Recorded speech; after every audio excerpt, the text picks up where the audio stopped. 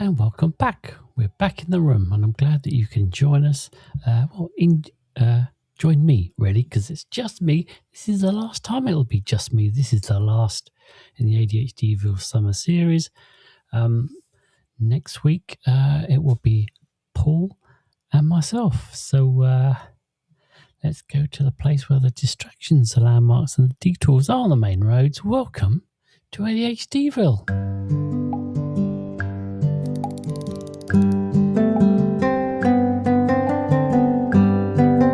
I've just realised I don't have a drink. Too late now. I'm just going to have to go through this episode dry like sandpaper, so hopefully my voice will hold out. How you doing? My name is Martin West, and I was officially diagnosed with the combined ADHD poo-poo platter in 2013. And I strongly suspect I'm autistic as well. And this week, we are going to be talking about the very interesting subject of are you uncomfortable using people's names? Now, this is a very interesting topic. But before we get into that, I have news. This is... I've said that Paul is coming back next week, and he is. The next episode will be me and Paul, but the news is it will be Paul's last episode. He has decided to not continue doing ADHDville after 140 odd episodes, and I'm not surprised. So next week will be his farewell, goodbye episode. So I hope you'll be there. It'll just be Paul and I, and we'll sit down and we'll just chat and talk about the podcast and the old times, and then that will close out season 1 of ADHDville. What happens after that? Well, don't worry. ADHDville will carry on. So I hope that eases any of your anxiety. All right, well, let us talk about this interesting topic. Are you uncomfortable with people's names? Now, do you find it strangely uncomfortable to use someone's name when you're talking directly to them? I kind of do. I kind of feel like when I use someone's name, when they're in front of me, I feel like there's a little ball of anxiety kind of comes up around it, and I feel uncomfortable saying the name. It's not that I don't know their name. It's just kind of going... It's that thing of saying, "Hi, how's it going?" There's a difference between that and "Hi, Sarah, how's it going?" I kind of feel like when I plop in someone's name, I feel my anxiety is like rising up. Now, because somehow it kind of feels weirdly intimate. It kind of feels slightly odd, artificial, embarrassing, a little cringy, a little wrong. So I kind of tend to avoid it,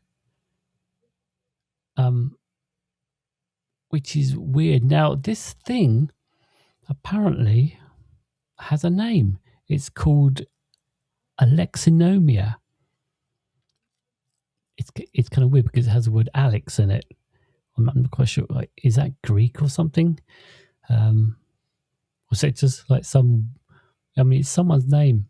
Anyway, it is. So Alexinomia is a term researchers have used for the difficulty or the discomfort using other people's names in direct interactions. So, it's not that you've forgotten their name. You're not necessarily afraid of. I mean, you might might be a little bit afraid of getting it wrong. You just don't want to address the person with the name. And yeah, you might be thinking, oh, hang on a second. Do other people do this? Is this a thing? Is this a thing that you do as well? Is this just another way that we find ourselves that we aren't unique after all? I mean, did you realize it just now, or is this something that you've always kind of felt?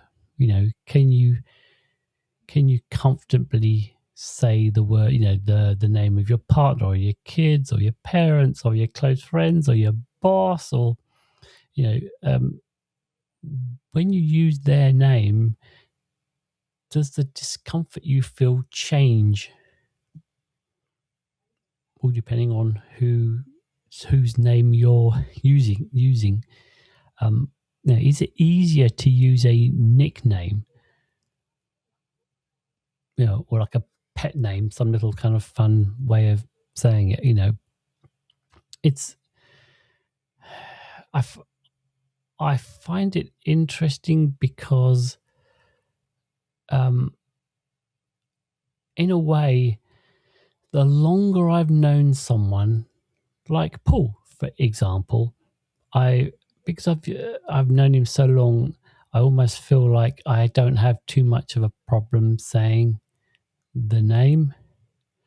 If I've just met someone and I say their name, which I may do because, you know, one of the things is I forget names so easily. Someone can say, "Hey, my name's John. What's your name?" Oh, you know, and then I'm panicking about saying my own name, and then so therefore I don't really take in what their name was, and I don't remember. So, you know, one of the ways I try and overcome that is by saying their name. Like if they say, "Oh, hi, I'm John," I will try and say, "Oh, hello, John.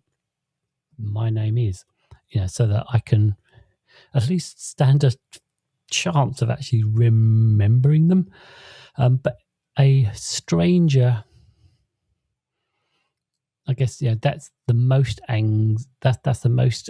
Well, that is quite a large amount of anxiety just saying their name to someone that I've just met, because, you know what?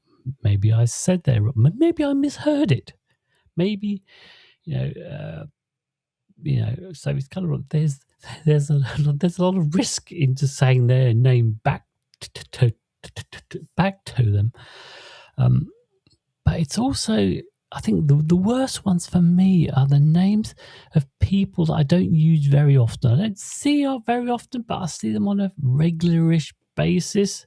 Maybe they're a coworker, maybe they're a friend, or a family member, and you know their name, and you know it quite well, but for some reason saying it comes with a lot of baggage. So, as I said, you know, like, why would saying a name feel intimate? It's almost like when you say someone's name, you're like, instead of being like, you know, 3 foot apart, you're now like 3 inches apart. That's what it feels like. It feels like you're suddenly like face to face with that person. You know, so, you know, if I was going to ask for a file, say, I could turn around to the person, you know, to my coworker next to me and say, "Oh, can you pass me that file?" That's very different to kind of like saying, "Oh, Michelle, can you pass me that file?" You know, that second one has more social anxiety. It directs attention. It establishes some sort of connection. It creates intimacy. It can establish authority just by asking. You know, it can signal affection or confrontation. It's like there's a lot of baggage that goes on in there. I mean, when I think about my own name and someone says that name to me, depending on how someone says it, it can mean, like I can read the subtext of how someone says my name to mean I like you, I love you, listen to me, you're in trouble. It can be, or I've just done something stupid. It can mean a lot of different things just by how someone says my name. I think neurodivergent brains are very good at kind of like, they will just take in a lot of context around someone saying your name and then just add a lot to it.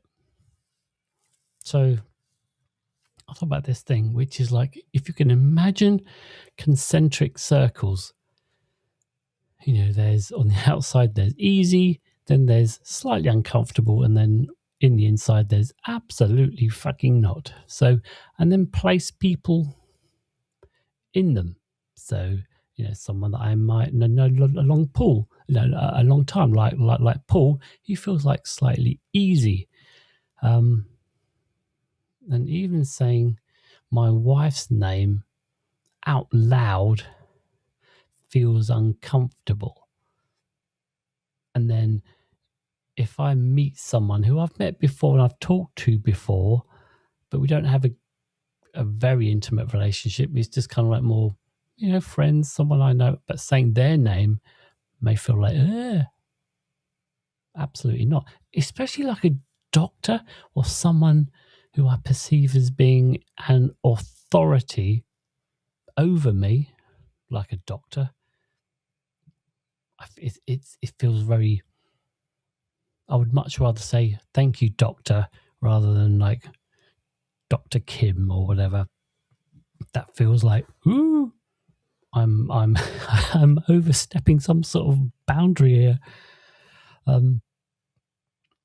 So yeah, where would you put people in those three circles? Easy, slightly uncomfortable, absolutely not. You might discover something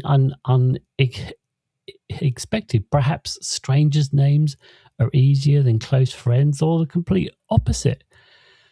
Now, there's been some research in Alexinomia that suggests that relationship and emotional context matter, which makes this more interesting than simply some people don't like names. It's like my relationship with that person and the context that I am in and how those names are being said. Now, question is, this is ADHDville, is this an ADHD thing? So this is more, for me, this is more of a, this isn't a ADHD thing. It's not part of the ADHD DSM blah blah blahs. This feels like it's something that feels in the neurodivergent territory, but it's not necessarily owned by any one thing. But there are definitely overlaps. So possible overlapping factors include social anxiety, inhibition, emotional intensity, intimacy, self-consciousness, fear of making mistakes, autism, differences in social communication, and difficulties around names themselves. So I think a good thing is to kind of ask is whether there is actual evidence connecting Alexinomia specifically with ADHD. And my suspicion is that there is where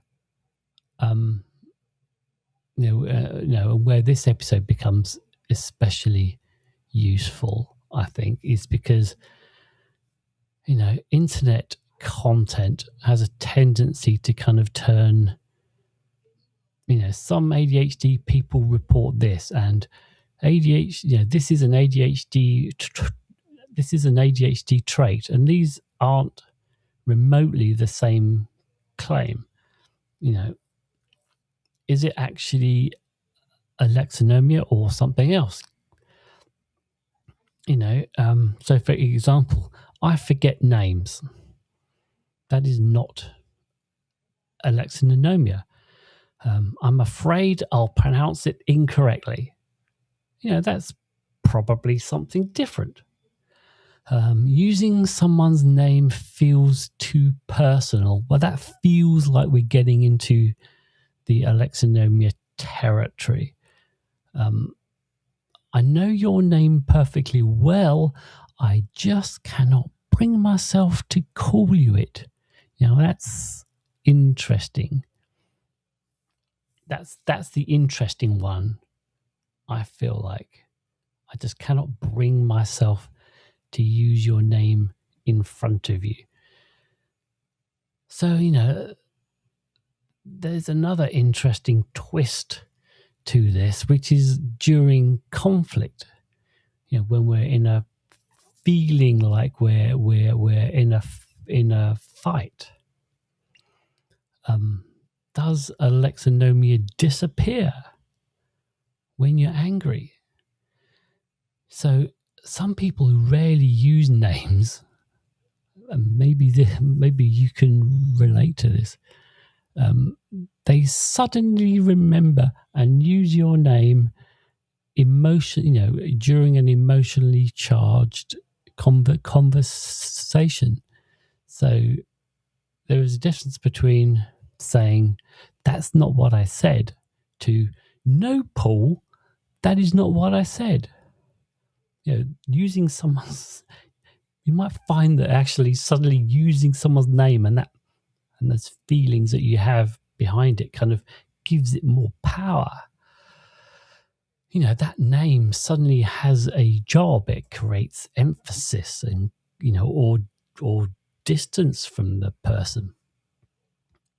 But you might find, if you think about it, that perhaps someone's name is even harder to say when they're emotionally close to them. So what I mean by that is names and childhood. So it's worth exploring cautiously, I think, that when we think back to our childhoods and parents and people in or authority, were names used when you were being told off? If they said your full name, your first and your last name, Martin West, come here, I knew, oh boy, I was in trouble. If they used my middle name, Martin Paul West, come here, that was it. I hope that I have my affairs in order, because that would be my last day on planet Earth. Did your family actually address each other by name, or did you use nicknames? Did you have affectionate names in your family?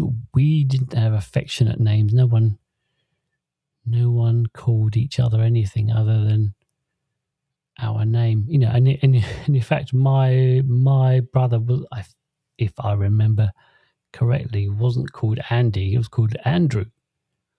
The full name, not a nice little cuter condensed contraction. No, it was like the full name. I mean, it's one of those things that I find interesting. Now, this is one of the reasons why I hate my own name. I hate my first name. I don't like it. I've never liked it. And I suspect that quite a lot of neurodivergent people don't either. I mean, I can remember I put out a post maybe a year or two ago where I said, I don't like my name. And I got a massive response. So many people don't like their first name, their given name. And that's, I feel, has a lot to do with when you're a child and when there was conflict and when you were getting, when you were in trouble, your name was used and you just ended up associating your name with being in trouble. If someone shouted out your name, do you think, oh good, someone wants to talk to me, someone might need my help? Or do you think, oh fuck, what have I done now? Right? So, here's a question, maybe an experiment, perhaps. This would be interesting. How often do you actually use people's names when speaking directly to them?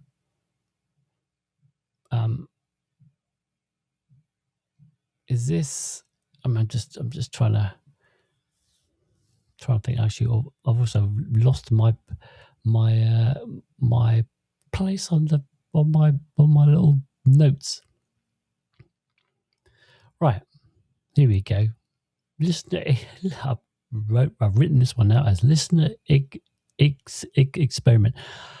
How often do you actually use people's names when speaking directly to them? Not, and I don't mean talking about them. I mean, you're in front of them and you're talking directly to them. So rather than just kind of saying, "Oh, thanks," you say, "Oh, thanks, Sarah." And when you do that, notice how you feel inside. Nothing? Okay, fine. A slight cringe? Strong cringe? Very uncomfortable? Have a go. Just consciously think about it. And then consciously think how you feel inside when you use someone's name. I think it's kind of interesting to do that, just to kind of like just to note how how we feel about it.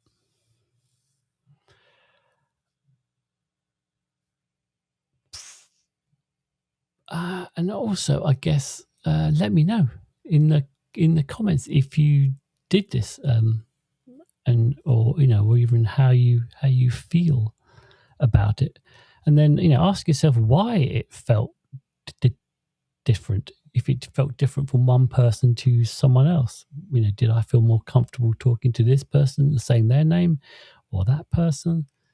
Why was that? Because I'm not saying that you should force yourself to start naming everyone, but I think it's just a good exercise to kind of notice that our brains, that we don't, something that we don't normally think about, but just kind of like just to notice, what is going on. So the bigger question, I guess, and this is the kind of weird little fun stuff that I like. So on the surface, some people don't like saying names. Fine, who cares? But underneath, there's something more interesting. There's something much bigger. Names are one of the earliest and most powerful social signals that we learn. We recognize our own name really early. hearing your name immediately grabs your attention. I mean, if so, people called Ashley. I feel sorry for them because it sounds so much like actually. So if there's conversations going around and someone says, "Oh yeah, well, actually, I think this," your brain is going to think that they've just said your name, Ashley. What? That. Do you have one of those names that just sounds like another word, another common word? So, when we think about saying another person's name, we acknowledge them directly. So maybe the interesting question isn't why don't I use people's names? Maybe it's more like why does saying someone's name sometimes feel like I'm doing something to the relationship between us? Almost like kind of giving it a tag. Like, are we creating intimacy? We're drawing attention. We're showing affection. Maybe we're establishing authority. We are risking rejection by saying it. And we're making ourselves socially visible. And that's a lot of, as I've said, that's a lot of emotional baggage in one little word. So have a think about it. Do you use people's names? Whose names are easy? Whose names are uncomfortable?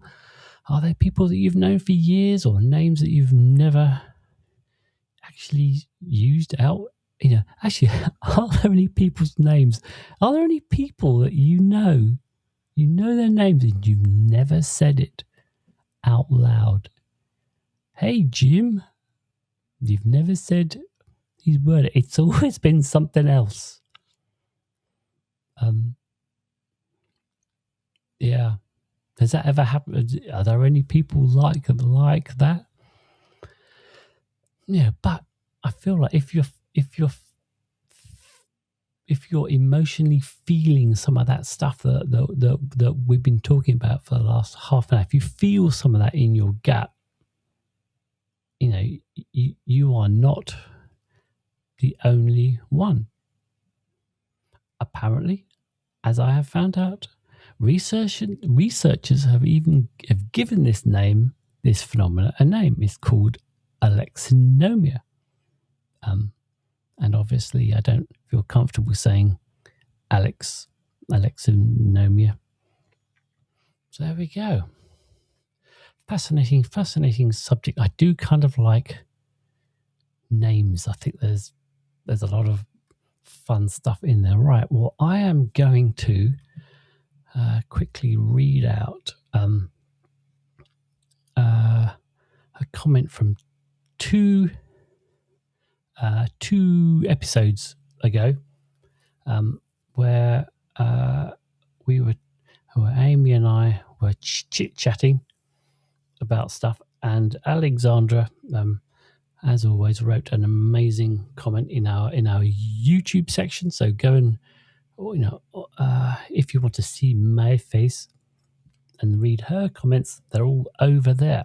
And she says, let me just pull this over onto this screen. Here we go. She said, one of the things that she said was, I was listening to a doctor and he was saying that ADHD isn't the lack of the ability to focus or to stay still, but a difficulty with regulation. And I can relate to that. It's definitely an imbalance issue for me. And she goes on to say, if I focus too much on one thing, I totally miss the other parts of myself that need attention. The problem with ADHD, in my belief, is that we can keep up with the routines and then the routines get overwhelming. So it's just a cycle.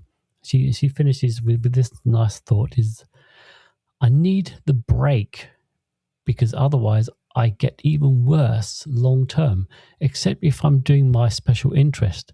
Then please do not talk to me and bring me sandwiches. And I actually like.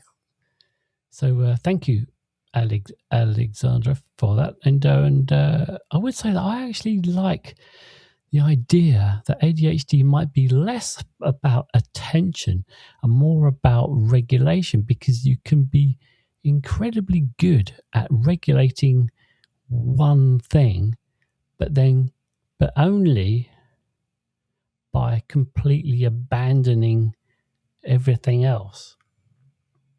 I always think of it as like there used to be this stage act, which was the spinning plates. So you would have like a stick, and you'd put a plate on top and you'd spin it, and then you put a whole bunch of sticks on the stage and you spin plates on top of them, and then by the time you'd done the fourth or the fifth, the first plate was starting to wobble, so you had to run over to that one and keep that one spinning. And then so you had to kind of like try and keep all the plates spinning all at once, and it kind of feels like we can just hyper focus on the one plate, and then everything else kind of crashes behind us. And that's kind of like, that feels quite like ADHD to me. All right. Well, thank you for hanging around and being my company during this episode. And remember, so this was the last of the ADHD summer series. Thank you for bearing with me while I went through this summer period. And next week, just a reminder, it is Paul's last episode. So please join me and Paul for one last ADHDville together. It's just gonna be a nice, pleasant, fun little time. So that is next week's episode. So that just leaves me to hit the outro button up there and say that ADHDville is delivered fresh every Tuesday to all purveyors of fine podcasts. Please subscribe to the pod and rate us, most namely, now do. And feel free to correspond at will in the comments. But wait, there's more. If you wish to see our beautiful faces, then sally forth to the TikToks and the YouTubes. You can also pick up a quill and email us at ADHDville@gmail.com. But in the meantime, be fucking kind to yourself. There, says the mayor. That's that.